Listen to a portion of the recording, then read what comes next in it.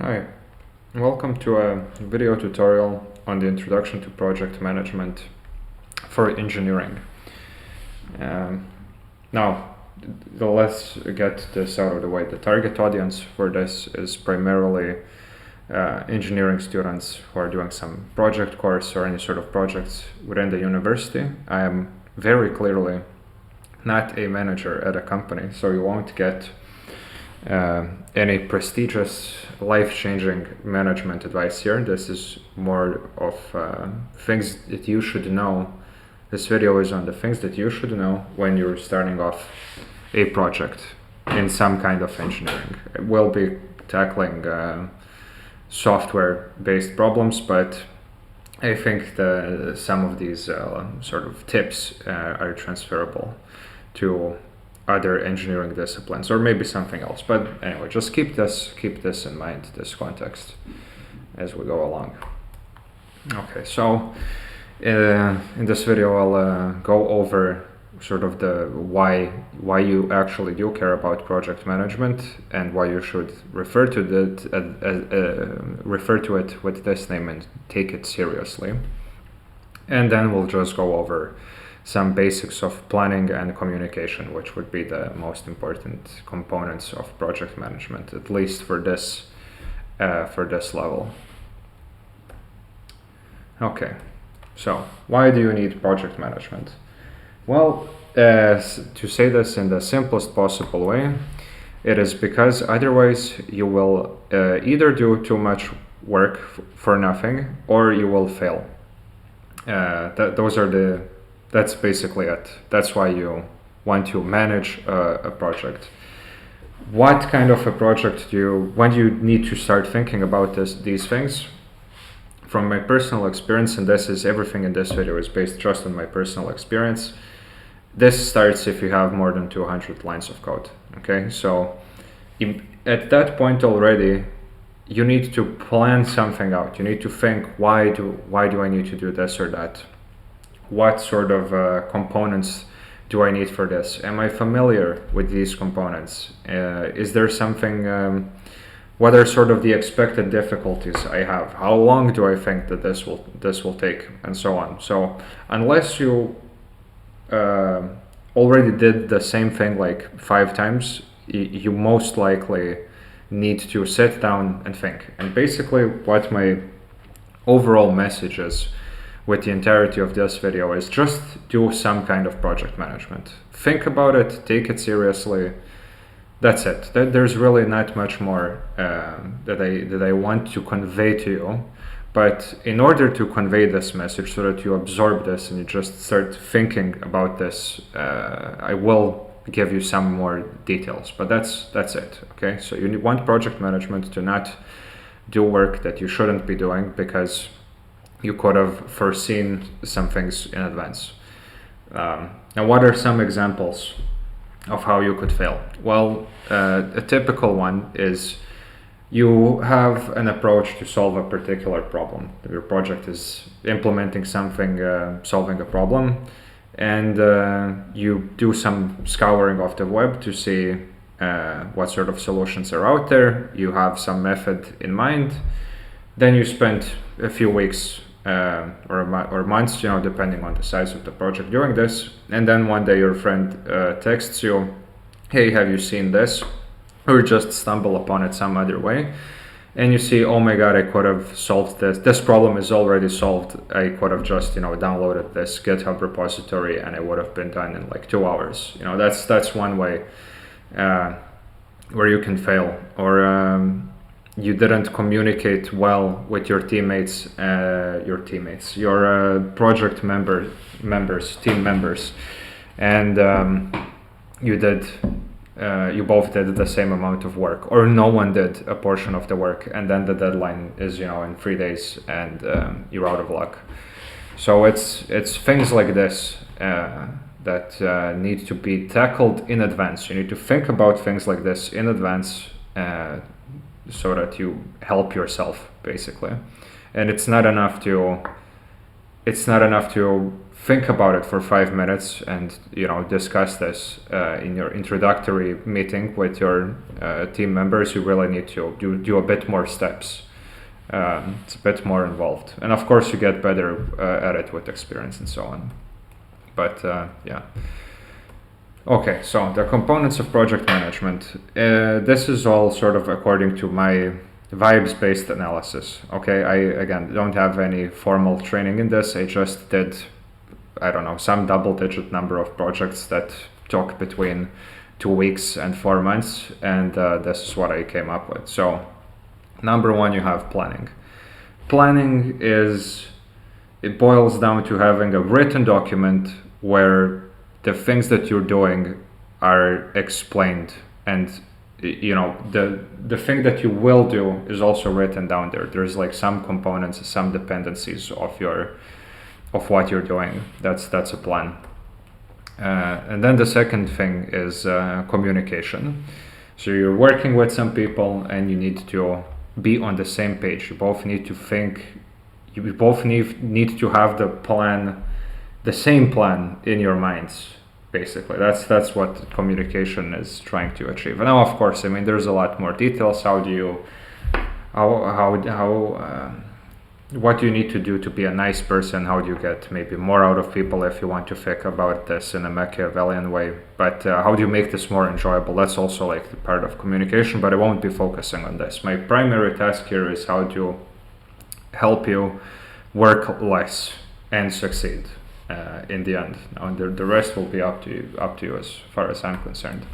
And then finally, we have some sort of version control. Now, in software, that boils down to using Git effectively, but there are other sort of forms of quality control, and of course, prototyping, having different versions of things, just smaller deliverables and their versions. Like all of this is. I guess we could say that's under version control as well. Okay, so let's talk about planning. Now, what's the raison d'etre, or the reason for existence of plans? Well, that can be also explained in a one sentence. So let's say you started your project without a plan. 3 weeks into this project, the probability of things not working out exactly according to plan, even if you didn't write a plan, you still had a plan in mind, you just didn't write it down explicitly. Anyway, the probability of something failing or not going exactly to plan is 100%. And it is precisely this is the reason why you need a plan. Because the plan will allow you to adjust to this situation. If you have no plan, then you will start meandering about. You will try to fix this or that thing. You will exert effort inefficiently, basically. So you will do work that will not be needed in the end, or that could have been done better. And the way you do this is you look at your plan and you then see what went wrong exactly. So let's talk a bit more in depth of like what's the purpose of a plan? What do you do with it? So yeah, it tells you what went wrong and what didn't go wrong. So 3 weeks have passed into your project. Some things worked out exactly to plan, others didn't. Now you know which ones are those. This then updates what you need to do. So you have some things that are maybe broken, some things that are finished. How does this affect your dependency graph? Some things are different. You thought that X is X, but it's actually Y. So what does this affect? And then you have things written down in front of you, and then you can point your finger at everything that exists and see what's changed without having to think and reconstruct everything in your mind. There will also be things that you simply forgot to do. So that's what the plan also, a written down plan gives you. It gives you the gift of perfect memory. Then also what can happen is some things you add a different component. Again, you misread what a thing was, so it needed to be more complex. And now you again get to update the rest of the plan with this new thing in mind.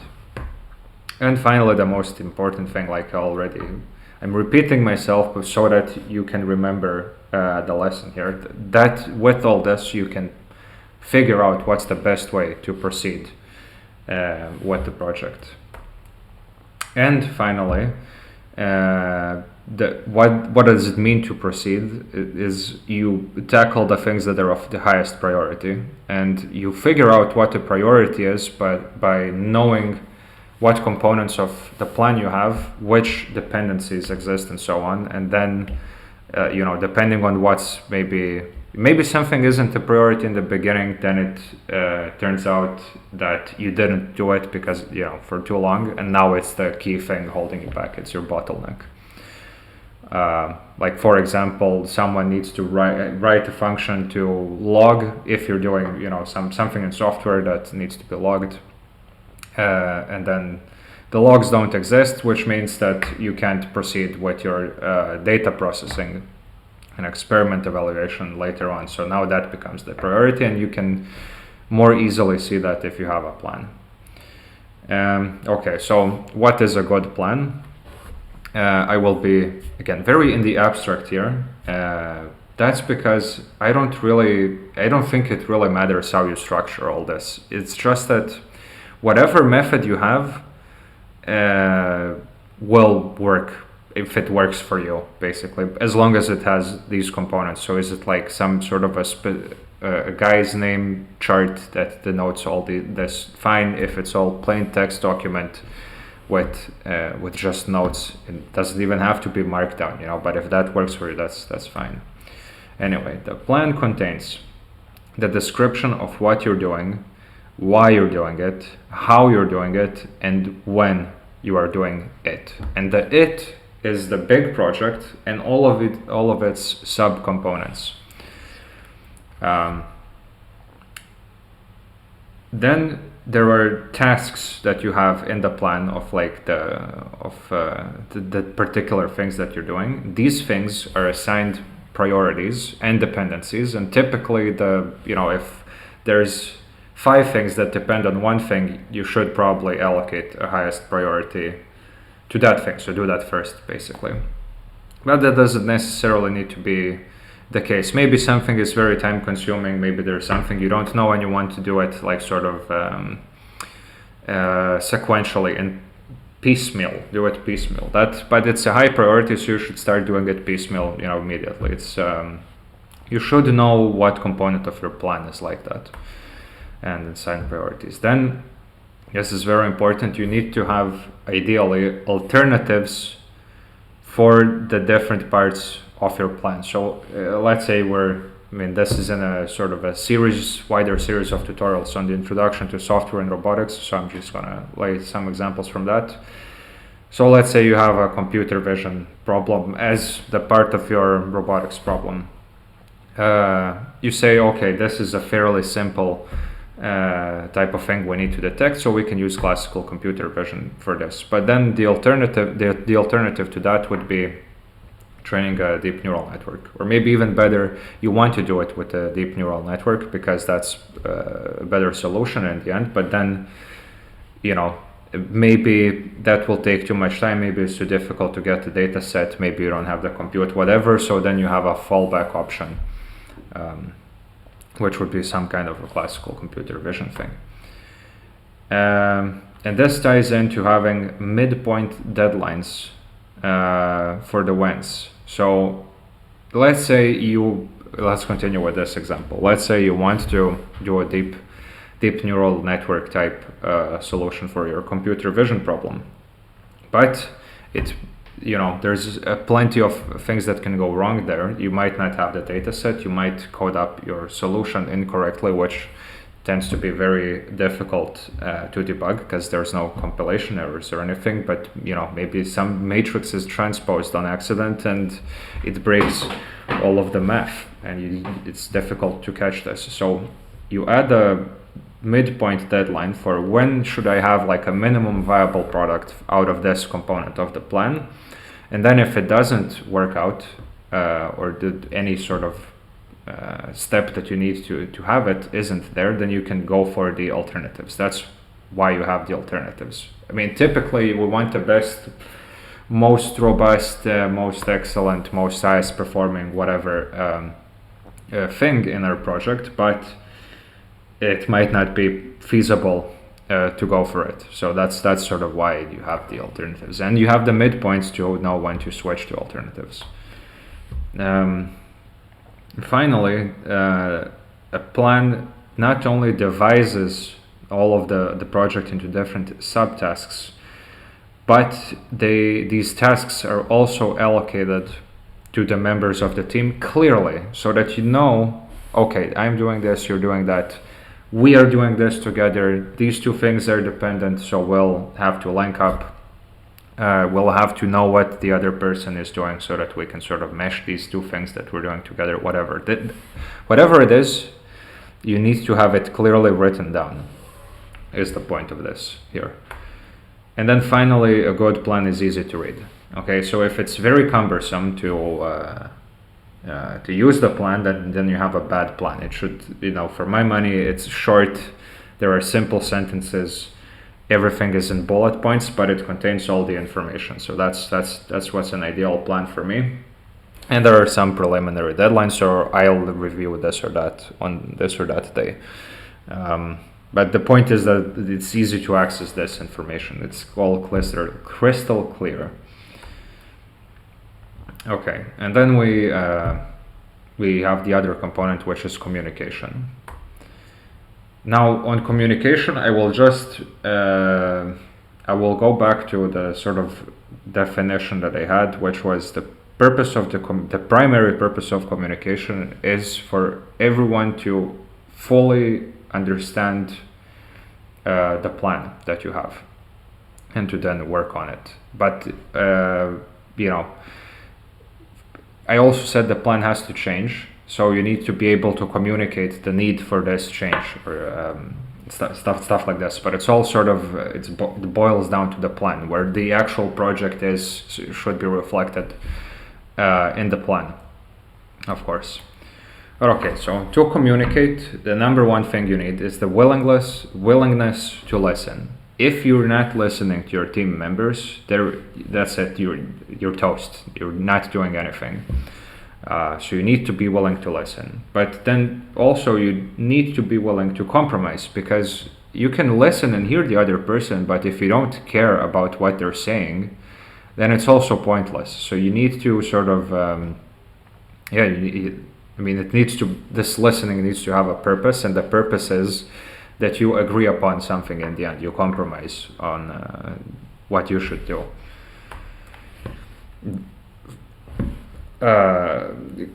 Piggying back on this, it's also the willingness to say what you think. Sometimes it's difficult to say to another person, "Hey, I think this is bad or stupid," and you shouldn't say it in this way, and then you're trying to think of what to say, and then maybe in the end you don't even say the thing that you wanted to say because you're trying to be too polite or whatever the case may be, or you say it too harshly and then no one wants to talk to you, which is a perfectly fine response, if you're being abrasive. But still, it's the willingness to say what you think is very important. You need to say things because they have consequences down the line. Again, our purpose here, the primary purpose, is not to not do double work. That's what we're trying to avoid. So you're helping yourself by talking on the important things, even when they're not comfortable. Finally, that's the second to last thing. Communication is having a common place where you can correspond in a written format, and where everyone that everyone reads and checks frequently. What this place is doesn't matter. If it's any sort of a chat service, from WhatsApp to that's the one for gaming that everyone uses. That doesn't matter. You have a GitHub page, which is a plain text file, and you all edit the plain text file. It's a Google document. It doesn't matter. Just check it frequently, and it has to be written. Now, why does it have to be written? It has to be written because you need to see who said what and when, basically, so that everyone can, yeah, I mean, people forget things. When you work on project, when you're coding, you're into this problem is the only thing that exists in your mind, basically, and you forget about the rest. And then you need to remember all of this. And, you know, people have updates and things that do relate to your particular subtask that you're doing, and you need to be aware of these, you know, just you need to, and it needs to be written, because the benefit of having it in writing also is that it's asynchronous. So I can see this in 2 hours, you can see it, you know, the next day, but we all get the same information eventually. So it's like yeah. And you can also then control F through text, which is, it helps with the readability of the plan. If you have it all in video format, for example, then it's like very annoying to find the one specific point that you want to read again. Now, communication also includes documentation, because if there's no documentation, then people don't know how to use a particular thing. So this includes usage instructions. If you need to start this program and then that program and that program for things to work, that needs to be written down somewhere. Otherwise, your work might as well not exist to other people, right? So you need to have, people need to understand each other's work. It might happen down the line that, you know, this part of the code I do need to read because I'm using some part of it, blah, blah. And if it's not documented, I can't access this.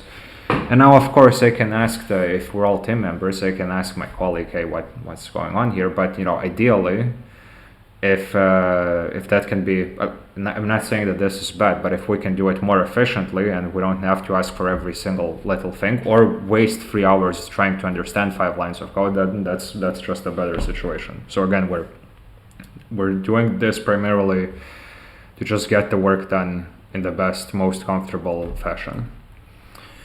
And of course, communication is meeting in person or online, but sort of as close to in the flesh as you can possibly get.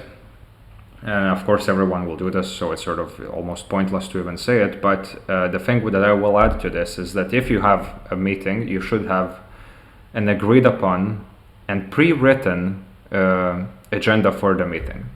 This is so that you don't waste too much time in the meetings, or that you don't miss something that you should have discussed, and so on. So I am a big proponent of having a meeting agenda. Okay, so with this, we've covered the planning and the communication portions, and what's left in project management specifically for software, although it's probably useful in other things, is some sort of a version control. Now this will be tackled in an additional video, which will also be introducing Git. And that's because the version control will be done with Git. And in fact, this whole video exists so that I can transition smoothly into the Git video. Now the reason for this is because Git is a tool that one uses for version control. But the actual, the version control in the abstract begins in the project planning. You have a plan of what to do, when, and how, and then you can track the progress of what's being done with Git. Okay, so we'll sort of, having this in mind, knowing Git for a software project is something that should be integrated in the plan. You know, you should specify in the plan, I'm going to work on this branch, you'll work on this branch, and so on. Okay, now for this to make sense, I need to introduce Git first. So that will be the next video. Let's recap what we had here. So my primary driving thing was to take project management seriously, refer to it as project management. The idea is to not waste your time by doing double tasks, but by not having less stress, by not forgetting about something and then having to meet a deadline, and so on. And I wanted to say that the one way to have effective communication is so that you know that everyone has the same plan in mind, and that the plan is also effective, and so on. And that writing helps you a lot in this. Okay, so onto Git and version control with Git, and using version control in Git for project management.